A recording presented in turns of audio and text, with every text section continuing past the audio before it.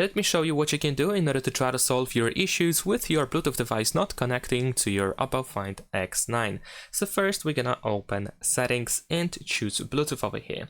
We're gonna start with something simple. We're gonna turn off our Bluetooth device and then also turn off your Bluetooth. After that, we're gonna turn Bluetooth back on and we're gonna turn on our Bluetooth device again. Now, if your device is or was already paired before to your OPPO Find X9, or actually with your Find X9, then in that case you might of course be able to immediately reconnect.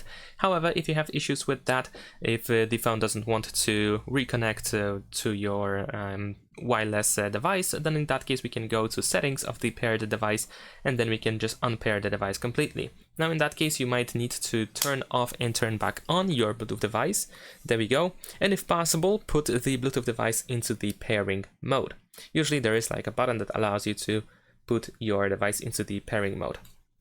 And after that, you might be able to find your device again in available devices. Of course, we can tap on refresh over here on the right side in order to scan the area again. And if you can find your Bluetooth device, then try to pair with your smartphone. And hopefully this time it will work. However, there is of course a chance that it still won't work. So in that case, what you can also do, and also this applies to cases where you do not have the option to put your Bluetooth device into the pairing mode, what you can do is you can try to perform a factory reset of your Bluetooth device.